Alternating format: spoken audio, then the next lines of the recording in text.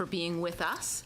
I'm going to try to fit 3 questions in, so I hope we can be as yes, no-ish as possible. Okay. One of our first jobs as a committee was reviewing gender-based analysis, and we made recommendations 7, 8, and 9, and 10 around national coordination, national leadership on the issue of post-secondary sexual assault and rape. Yeah. We heard from many witnesses that they would like to see the Government of Canada lead national coordination of policies to prevent campus rape. That was reflected in the New Democrat minority report. It wasn't in the majority report, but I still urge you, regardless, to take that leadership. So the consensus recommendations were in all those areas that the issue of campus rape be raised at the next meeting of the relevant ministers, provincial and territorial, and that was a commitment in the response that we got. The federal response, I think this was maybe from your predecessor, was that provinces and territories are primarily responsible. It's a matter of provincial territorial responsibility, but Department of Justice and Public Security have agreed to discuss the issue with provincial territorial counterparts to the table of the ministers responsible. So, saddened that that campus safety was reduced to an agenda item. Nevertheless, that was the recommendation of committee. Could you tell us, was that on the agenda? Did you get a report back? What is the leadership that the federal government's going to take? Thank you, Sheila, for all your leadership and ongoing efforts to address gender-based violence and enhance opportunities and choice for women. In terms of GBA plus, that aspect of your question, we will be coming. I'm just going to be clear. It was campus rape. I haven't asked about GBA plus yet. You referred to GBA plus, so I will come back to that later. I misspoke. The national coordination of campus violence that is gender-based is certainly an item that's not just on my agenda every day, but it was something that colleagues from provinces and territories had discussions on ongoing, but also at the FPT.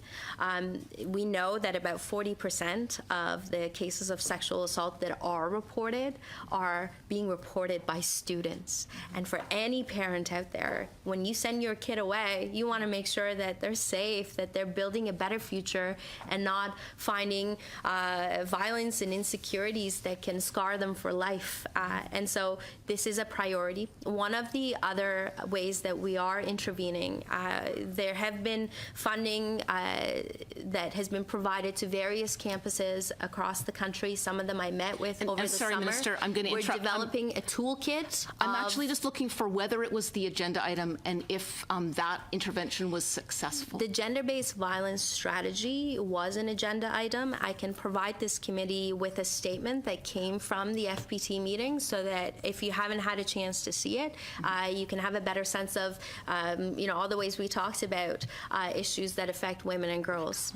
Fantastic. Thank you. I would love to see that. Sure thing. So another, the GBA report, really this time. All right. I'm using the right word. So our consensus report, which again your predecessor responded to, was that a recommendation that the government introduce legislation by June 2017 to create the Office of the Commissioner for Gender Equality based on the model of the official Office of the Commissioner for Official Languages. The response we got from your predecessor was, I will consider that, and I'll report to you in March 2018. Why not a gender equality commissioner right now, and what are you going to do about it? Thank you, Sheila.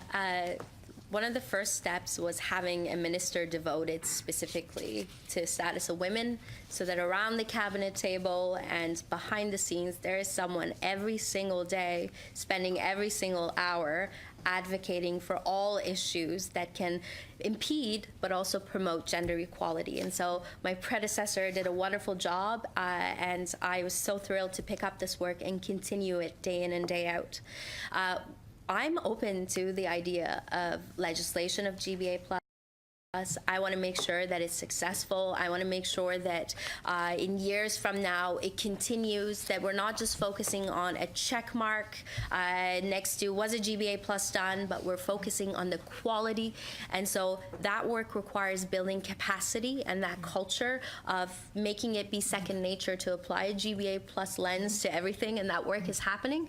And so come March 2018, we will be reporting back to this committee as promised on our plans on how to move that forward, and rest assured that this is something that we all care deeply about and are invested in. Well, you've anticipated my third question, which is when will you agree to the consensus recommendation of this committee that the government introduce legislation to make GBA mandatory? That way it's not an internal private cabinet matter. We all know how it's being done. It's legislated. It's binding on future governments. All three parties agreed to that. So we asked for legislation to be tabled last June. You're saying you're open to it, so that is good. But still, 1 minute we would remaining. have hoped it would have happened earlier. Sheila, But I did. But the question I asked a minute ago was about legislation to create the Office of the Gender Equality Commissioner. Can you talk about that, please? not too deeply right now, no, because it's part of a larger picture of not just putting in legislation, but making sure that the legislation is enforced. And you're right. Right now, we have a prime minister that's a feminist, so he said, apply the lens, and we are. But we need to make sure that this work continues long after we are gone. All of us around this table will continue with our lives, but the work of gender equality and the federal government's responsibility will continue. When we provide an update and a report in March, we'll be as thoughtful as we can in how we're going to move ahead. As I said, I'm open to the possibility of legislation, but we need to make sure that it's thoughtful, that we have the capacity to deliver on what is being legislated, and we need to have that conversation internally, but also with experts, and that work is going to happen. Thank you very much, Minister.